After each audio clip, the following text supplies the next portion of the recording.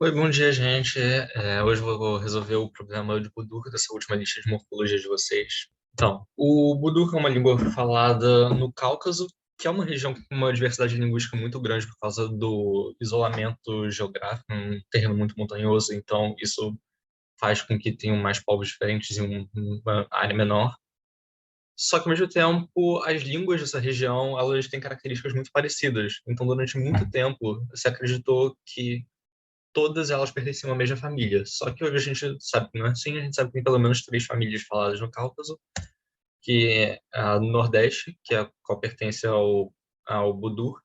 O Budur é do ramo Lezgi, que é esse verde claro aqui, mais precisamente no Nordeste do Azerbaijão. É a principal língua chechena, você já deve ter ouvido falar. Tem a do Noroeste, que é um pouco menor ainda, que tem o problema do cabardiano, que é um problema muito bom para vocês treinarem morfologia também, fonética. Da IOL, não é dos mais difíceis da IOL, então fica aí a sugestão. E a principal família, que é a Kartveliana, que é a que tem o georgiano e as outras línguas mais faladas. Acho que nesse a gente vai focar no Nordeste. E o Budur, hoje, ele é falado por menos de 1.000 pessoas. A cultura Budur praticamente não existe mais, eles já foram completamente assimilados à cultura Azeri. E eles não têm um sistema de escrita oficial. Eles usam um cirílico de vez em quando, ou não. Não uma língua primariamente escrita. E esse é o problema do Ivan Dershansky. É um problema de morfologia, um trabalho de morfologia. Só que existem dois principais tipos de problemas de morfologia. Aqueles que vocês vão ter que entender vários morfemas, que vão ter uns 10 morfemas que vocês vão ter que dizer quando que aparecem, como que aparecem, em que ordem, quais transformações. E esse tipo, como vocês podem ver, só tem três tipos de forma. Então, não deve ser que você tem que achar os jeitos de combinar várias formas, mas que cada forma deve aparecer de um jeito diferente, um jeito bem específico. Tá? Essa é a primeira coisa, vocês analisarem, não saírem procurando várias coisas e no mais básico. E a primeira coisa mais importante, essas formas vão variar de alguma forma, por algum motivo. Não é sintático, porque não tem nada de sintaxe aí, não tem nada formando uma oração, nada. Não é semântico, na verdade é, mas isso aí é outra coisa, não vou explicar depois. Mas não é semântico porque os verbos não dão para dividir em uma categoria muito básica. Tipo, não tem muitos verbos estáticos e verbos ativos, como é comum ter. Acho que Guarani faz essa diferença. Então, não tem como agrupar. Então, se não é sintático, não é semântico, então só pode ser fonético. Dá para separar os morfemas logo de início, ver quais são, não exatamente dizer o que acontece, como que funciona cada um, mas para começar já dá para dizer quais vão ser os problemas que vocês vão ter que explorar. E na forma 1 você tem essa primeira sílaba que é um M e uma vogal, que você provavelmente vai ter que dizer qual é a vogal. A forma 2, que é a adição de uma consoante mais A, você vai ter que dizer qual é essa consoante. E na forma 3, que bota um R em alguns casos, na verdade, dois casos só. E você vai ter que dizer quando que tem o R ou não. A primeira coisa, vocês vão ter que ver qual é a vogal que vai entrar no morfema da primeira forma.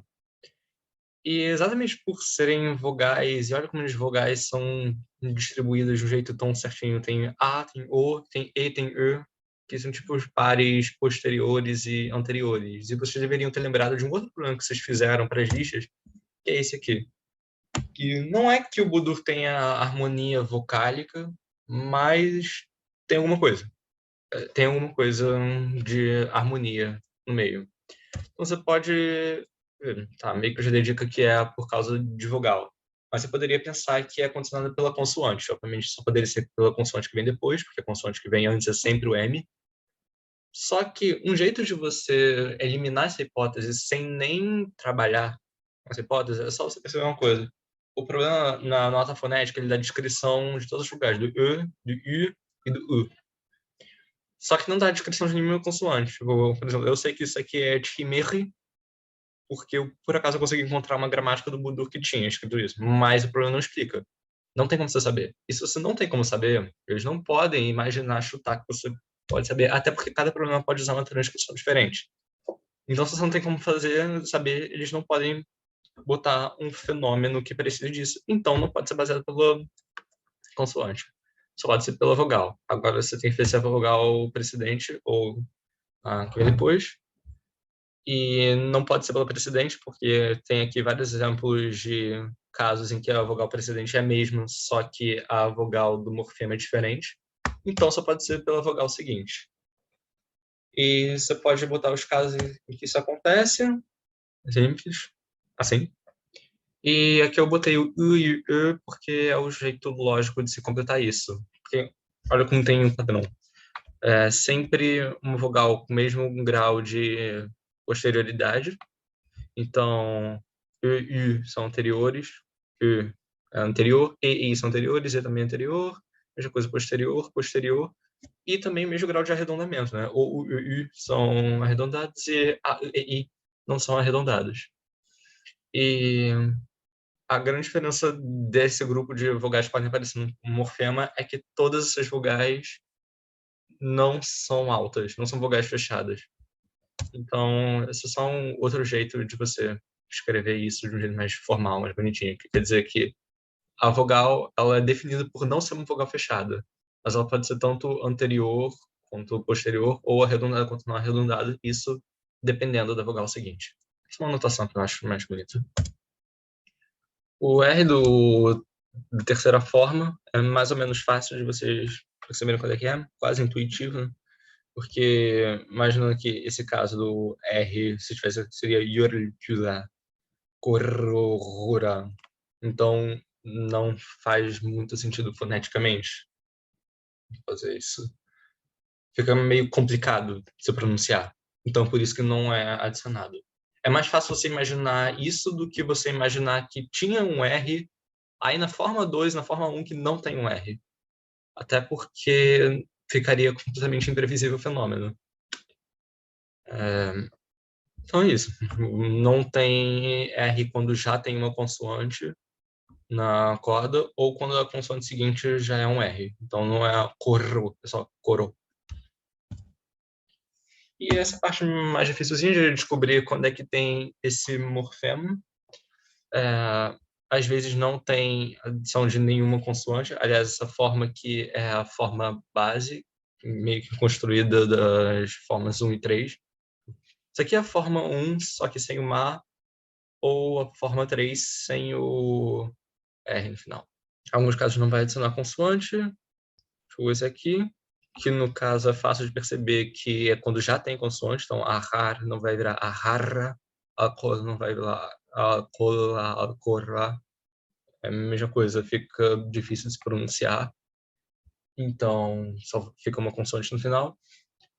Só que tem alguns casos que termina em vogal e você tem que descobrir se é R, N ou L. E mesma coisa, você pode ver se é por causa da vogal, mas mesmo a vogal aparece de jeito diferente.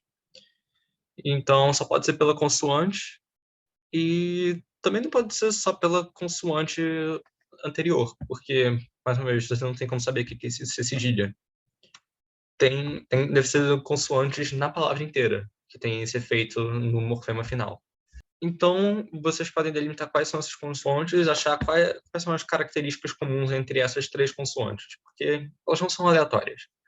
É uma coisa de problemas de linguística, de línguas em geral, mas principalmente de problemas de linguística que a gente meio que seleciona as regularidades da língua, é que a gente sempre vai querer botar fenômenos que tenham algo em comum, sons que tenham algo em comum, morfemas que tenham algo em comum, estruturas sintáticas que tenham algo em comum. E o algo em comum dessas três consoantes é que elas são todas ressonâncias alveolares. Não são vozeadas, são ressonantes. Na verdade, vocês já viram isso em fonética, né? E são todas alveolares. Na, la, ra. Então, vocês têm que imaginar o que poderia fazer com que essa consoante fosse na ou lá. E o único motivo para ter isso é porque o L, o N, o R aparecem antes, na palavra. Que pode não parecer um motivo muito legal, mas depois eu vou mostrar exemplo. Que faz sentido, sim. Porque a transformação de qualquer consoante para o N, você pode imaginar, tá, até fácil, é só ambiente nasal. Mas do R para o L, não tem muito motivo, não tem muito ambiente que faria com que o R se transformasse em L. Então deve ser o próprio L que aparece em outro lugar. Não sei se ficou confuso. Tá. E esses são mais outros exemplos que aparecem ao longo do problema. Vocês podem ver que quando não aparece nenhuma dessas consoantes, aqui vai aparecer o R. E quando aparece o L ou N, em vez de R vai ser L e N. Em vez de virar, vai ser lá e nada. Aí você passa para as tarefas, você acha que descobriu tudo, obviamente. Só que não tem como descobrir aqui se é Harki ou Harker. Aqui não tem como descobrir se é Yölkü ou Yölkü, pelas regras que a gente tem até agora. E acho que, na minha opinião, esse foi um fenômeno que foi muito pouco explorado, porque não tinha como descobrir pelo corpus. Mas você vendo os casos em que termina com consoante e os casos que termina com vogal, você percebe que todos os casos que terminam com vogal, essa vogal é uma vogal fechada. É I, U e provavelmente o U, só que não tem nenhum exemplo com U. E todos os casos que terminam com consoante é porque é ar, o, a, o. Então, essa regra eu pessoalmente acho meio difícil de perceber ela. E eu descobri nessa gramática que, na verdade, isso é sim uma distinção semântica. Eu falei no início que não tinha distinção semântica porque não tem como descobrir nesse problema e não é dado nem no gabarito oficial. Mas isso é usado, sim, porque que termina com a, on, a, são verbos reflexivos. Reflexivos, intransitivos. E os que terminam com vogal fechada são os verbos causativos. Então, por exemplo, é deitar e fazer deitar. E tem mais alguns exemplos aqui. Poderia ter sido explorado melhor, mas não foi. Isso aí, caso vocês queiram conferir, também está no site da IOL. E o último fenômeno que eu queria comentar, que é o da assimilação consonantal, que é o que faz com que o R se torne L ou N. A assimilação, vocês já devem ter visto de alguma forma em listas fonéticas antes, é quando duas consoantes juntas se tornam mais parecidas uma com a outra de alguma forma. Então, tem três características principais. A primeira é se ela é total parcial. Total é quando vira completamente igual. O noctem, o k vira t, vira a mesma consoante. E acontece no prefixo in, para o português, historicamente no português. E olha que acontece com exatamente as mesmas consoantes do Budur.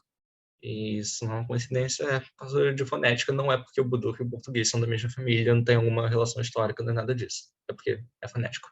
É o mesmo N, R e L que acontece em português. Só que no caso, como a gente não tem L, L, vira só L. Parcial é quando uma das consoantes fica com só parte do som da outra, pega uma das características da outra. Então, por exemplo, o vodka, na verdade, é vodka, que se pronuncia em russo. O D ele vira desvozeado porque o K, que vem logo depois, é desvozeado. Ou, em vez de vozeamento, pode ser também ponto de articulação. Acho que até tipo de articulação. Não lembro de um exemplo.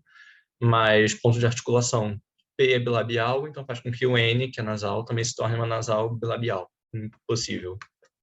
Por isso que existe a regra do M antes de P e B.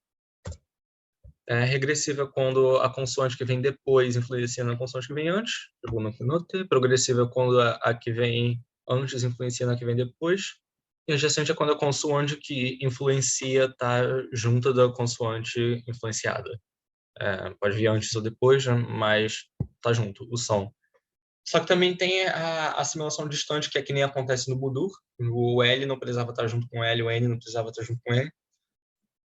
E um exemplo histórico que aconteceu no proto-indo-europeu, na Revolução Proto-Indo-Europeu para as línguas modernas, é o da palavra cinco, que penque virou quinque. Então, o pa assimilou para qua, uma assimilação distante e regressiva, para quinque, que virou o português cinco. Só que também aconteceu a assimilação distante progressiva, que nem no germânico, penque virou fin, que virou five do inglês. Então, 5 e five têm a mesma origem. E é isso.